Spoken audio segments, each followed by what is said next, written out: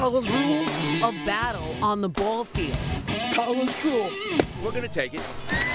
Priests versus principals. Scholars versus scholars. The showdown in Coney Island. Who will win? But it's not just for the glory. It's to highlight the good of a Catholic education.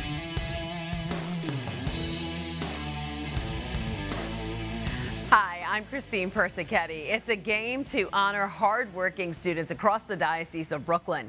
Catholic Schools Night held at Maimonides Park. But every year, with pomp and circumstance, there's a highly anticipated face-off pitting the priests against the principals.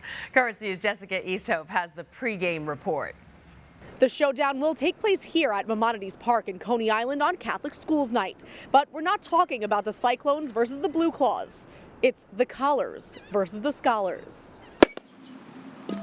Scholars rule, collars drool. The game is still days away, but the trash talk started early. You only got Carroll running, so you got time. These scholars, principals at Diocese of Brooklyn schools, are taking on their rival collars, the priests they work so closely with, for the 4th annual Collars versus Scholars softball game. It gives the kids an opportunity to see us as regular people, out there throwing the ball around, having some fun. One night a year, valedictorians and salutatorians across Brooklyn and Queens are celebrated at Maimonides Park. Before the Cyclones play, the priests and principals put their common goals aside for some fierce competition. It's just great to get together and have some fun, tease each other a little bit, and kind of entertain the kids for an hour or so. The record stands 2-1 to the priests. Good Shepherd Catholic Academy principal John O'Brien is hoping to lead his team to victory. So they're getting in as many practice swings as they can. But he says the real winners won't be the collars or scholars, but the students. We want them to have the memories of their grammar school experience to be ones filled with joy and good spirit, and this game is just a great way to encapsulate all of that. St. Francis de Sales Catholic Academy principal Chris Scharback says the game is all in good fun, but the score earns bragging rights all year. We get to work with them hand in hand. We have lifelong friendships with these guys, so a lot of it's just playful banter, but we are going to win. St. Francis de Sales assistant principal Maureen Hayes is playing for the first time this year. She says it's already a win-win. We all have the same mission, working together to have a fun night and to promote our faith is nothing better than that. The Collars versus the Scholars game featuring the priests and principals of the Diocese of Brooklyn will kick off at Maimonides Park on June 28th.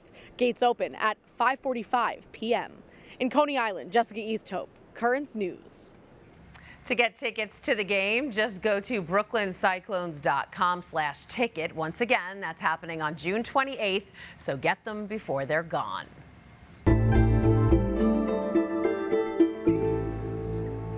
You may have seen them in your neighborhood. Hundreds of Catholics processing through the streets of Brooklyn and Queens this weekend for Corpus Christi Sunday. This year was special. The feast day marks the second phase of the nationwide Eucharistic revival. Several hundred people joined the Bishop of Brooklyn, Robert Brennan, for Mass on the ball field in Carroll Park. Nearly 800 people received communion and then hit the streets, following along with Bishop Brennan, who carried the Eucharist in a monstrance to St. Mary's Star of the Sea Parish. The procession marks the second phase of a years-long campaign to reinforce the belief in the real presence of Christ in the Eucharist. In this part of the National Eucharistic Revival, each parish is asked to develop grassroots efforts inspired by 4 so-called invitations. Those include reinvigorated worship, personal encounters with Christ, robust formation, and sending missionaries to reconnect with lapsed Catholics and serve the poor. This weekend's procession was huge, but one of the biggest events of the year will be the diocesan-wide revival. That's October 7th at Maimonides Park. The whole stadium will be filled with the faithful for family catechesis, a Eucharistic procession, and a Mass. If you want to go, you can register at dioceseofbrooklyn.org and search Eucharistic Revival. From there, you can register to receive important updates for this special day for the whole family. And for more information and updates on the nationwide campaign, just go to eucharisticrevival.org. This weekend, Bishop Brennan also reconsecrated a Queens church that was vandalized.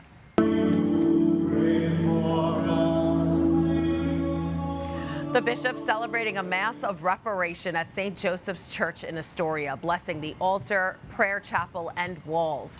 The incident happened last Monday when a 21-year-old man entered the church's adoration chapel. He violently hit himself in the head with the monstrance and then ran into the main sanctuary, opened the tabernacle, and threw consecrated hosts on the floor. The acts were deemed serious enough to the sanctity of the church that worship wasn't permitted. Bishop Brennan said the Mass on Friday was a way for the church community to be renewed in faith in the wake of the disrespect shown to Jesus Christ. Turning now to the Vatican, where Pope Francis is said to be recovering well after intestinal surgery last week. In a Holy See statement, doctors report the Pope is eating regularly and even received Holy Communion this morning before going about his work. The Pope had the surgery last Wednesday to repair a hernia that developed following colon surgery in 2021. The Pontiff's surgeon says that as long as no problems arise, Pope Francis should be good to go for his summer traveling schedule.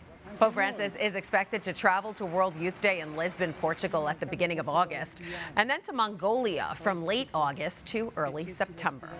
And keeping the Pope motivated to keep those summer plans, tons of well wishes sent from all around the world. Of course, the Pontiff is grateful for all the letters and get well cards he's received, but in a statement from the Vatican, he says he was especially touched by the cards sent by the sick children and the staff at Gemelli Hospital. Also among the letters was a poster made by the family of the boy he baptized while hospitalized with bronchitis in March. The Pope thanked the family with a brief phone call.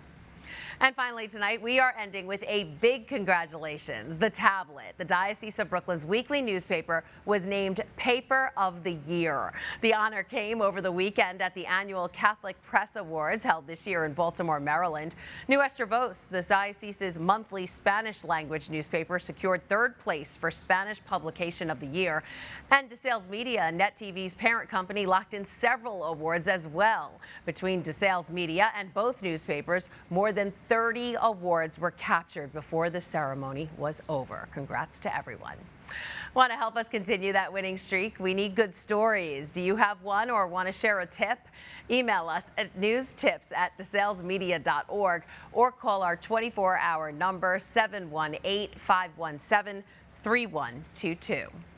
And that is this Currents News Update. I'm Christine Persichetti. Thank you for joining us because we are putting your faith in the news. Hope to see you again next time.